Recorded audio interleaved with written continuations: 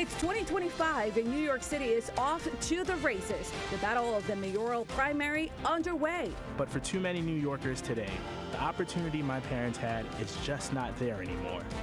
We need serious, focused leadership with a real sense of purpose and urgency to meet this moment. Today, New York State Senator Zellnor Myrie goes on the record as he makes his case to New York voters on why he should be the next leader of the city.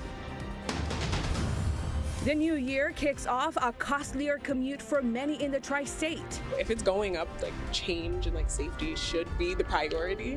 A look at the tall and fair prices coming to commuters no matter how they get around and where all that money is going. And new year, new laws from data protection in New Jersey. It's really designed to address the concerns that many people have is that large corporations, when you go online, you're buying something, they're taking your data, and then next time you're on the internet, surprise, you're getting more ads for the stuff you just bought because they're buying your data and processing it. To new benefits for workers in New York. Maternity leave, that's kind of the probably most common reason, but it could be anything. It could be any health condition, somebody gets cancer. What's new on the books in 2025? Picks on Politics starts right now. This is Picks on Politics. And welcome to Picks on Politics. I'm Grace Gomez in for Dan Manarino. We're looking forward towards another big year in local politics. The biggest race in New York City Mayor. Mayor Adams hoping to once again earn the Democratic nomination in his second term as mayor, but he faces a long and growing list of challengers. Among them, New York State Senator Zellnor Myrie. He hopes to set himself apart from the pack, and today he's going on the record.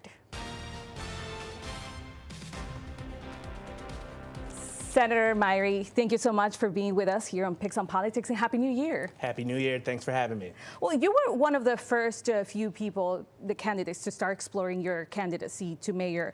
And one of the things I wanted to ask you is, why did you feel that Mayor Adams should be challenged? The city has become unaffordable. It's the place where my parents came to close to 4 decades ago, both immigrants from Costa Rica.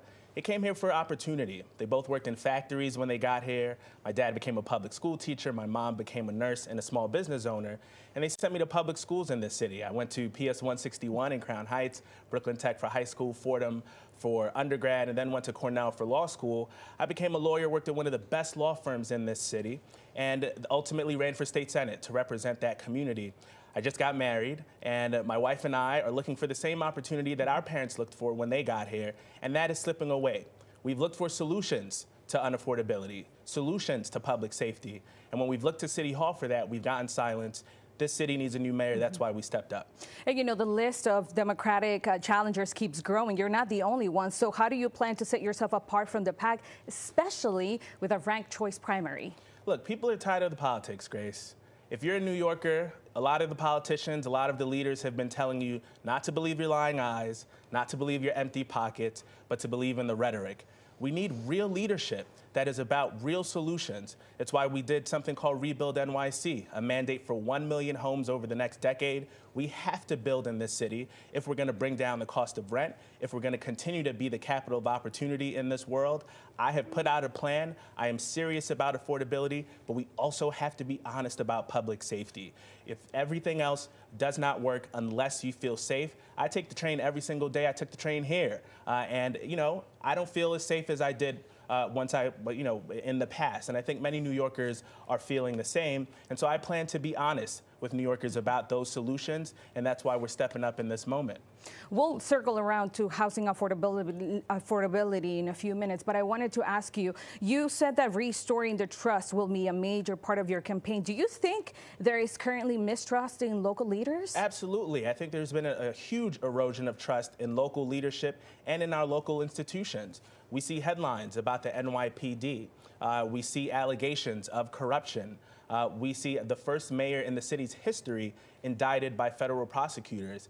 that erodes our trust in our institutions, and it has real life consequences. If you were distracted with fighting allegations of corruption, how on earth could you be focused on solving the everyday issues for New Yorkers? This faith in our government, faith in our institutions is paramount to our city remaining the greatest city in the world, and that's what we're running to restore.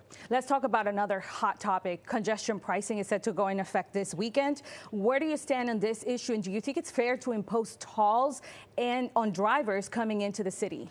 Look, our subways are the lifeblood of our city. We would not be who we are. We would not be an economic powerhouse if not for our subway system. I take the subway every single day. I had to wait 25 minutes today for a train to get here. Commuters, like most New Yorkers, deserve a subway that is reliable, that is frequent, and that is safe. Congestion pricing is one of the ways that we're going to get to that goal. That's why I support it. What do you say to people that maybe are against congestion pricing? It is an extra money that people are going to have to pay. And you talked about people struggling financially in the city. Isn't it a lot to ask for New Yorkers? Well, look, I am sensitive to all impacts on people's pocketbooks in this moment where too many things are unaffordable. But let's make no mistake, having a system that does not work, that is not reliable, that is not safe, also costs New York money. It costs us money in tourism. It costs money for our local businesses. So it's important that we invest in our public transit system so that we can reap those benefits. Okay, so now let's talk about safety. This past week, there was a shooting in Queens, 10 people wounded, many of them teenagers. In response, you called for a statewide Office of Gun Prevention. How do you envision this department operating, and what change do you think it will bring about? You know, we have a real serious problem in this city, not just that we have seen shootings go up in particular neighborhoods, but that we don't solve our shootings either. And one of the proposals that I'd like to put forward as the next mayor of this city is to boost our detective department so that they can focus not just on the prevention, but on the solving of shootings. Because if people don't feel like they can get justice when that happens, then they're not going to come to law enforcement to begin with. Our Office of Gun Violence Prevention is something that would beef up an already existing office that is far too small and has far too less power. We need an all-of-the-above strategy, an office that is going to work with every responsible department so that we can eliminate shootings across this entire city. People have told me, how can you believe that we can get rid of gun violence? That is too fantastical. That is a dream. Well, why not? We deserve that in this city. We deserve to feel safe. And an Office of Gun Violence Prevention that has the resources to deliver on that will help us get to that goal. Another topic I want to touch on, and you spoke briefly about this, is your creation for more affordable housing in the city. The City Council just recently passed the City of Yes legislation with a very goal of creating hundreds of thousands of units. Do you think that's not enough progress? I think it's a good start, but it's not nearly enough. And what we have called for is a significant ramping up of the creation of units in this city. We have to build. We used to build in this city. The Empire State Building was built in 13 months. We used to build 70,000 units a year in the 1920s.